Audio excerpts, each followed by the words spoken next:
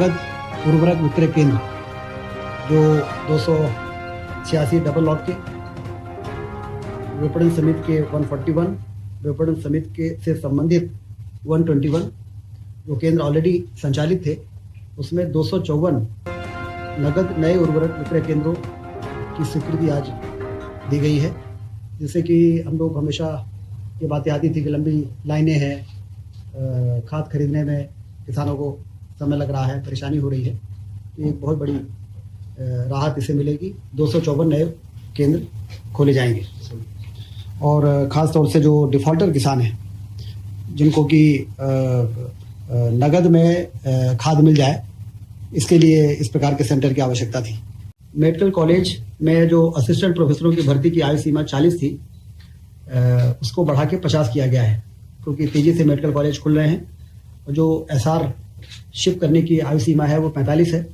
SR ship करने के बाद ही असिस्टेंट प्रोफेसर के लिए लोग अप्लाई कर पाते हैं, तो इसलिए 40 से 50 साल की आयु सीमा आज कैबिनेट ने बढ़ाई है, जिससे हमें असिस्टेंट प्रोफेसरों को की नियुक्ति में अब ज़्यादा आसानी हो जाएगी।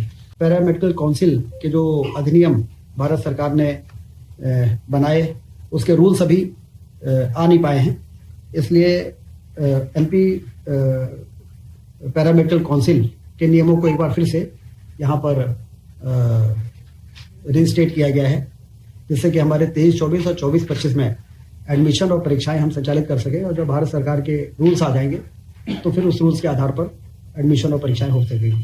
सतपुड़ा सारणी में सतपुड़ा ताप विद्युत गृह के 4 जो बहुत पुराने इकाइयाँ थी, 410 मेगावाट की 2 थी और 420 मेगावाट की 2, 830 मेगावाट टोटल जो है उसको डीकमीशन किया जाएगा। 410 थे वो 205 के 2 थे, 410 हो गए, और 210 के 2 थे जो 420 मेगावाट हो गए। तो इनको डीकमीशन करके और 660 मेगावाट जो क्रिटिकल थर्मल पावर प्लांट कहलाता है, सुपर क्रिटिकल, जो इफिशिएंसी के मामले में सबसे बेहतर पावर प्लांट होते हैं, तो इसको रिप्लेस करके और 660 मेगावाट का पावर प्लांट लगाने की अनुमति दी गई है। 7 दिसंबर को नर्मदापुरम में रीजनल इन्वेस्टर समिट होने जा रही है। 7 दिसंबर को नर्मदापुरम संभाग के सभी जिलों के लोगों को निर्देश जारी हुए। 12 नवंबर को कालिदास सम्मान समारोह उज्जैन में माननीय उपराष्ट्रपति जी के मुख्य आतिथ्य में होगा। इस कार्यक्रम को भव्य रूप से आयोजित करने के निर्देश दिए गए।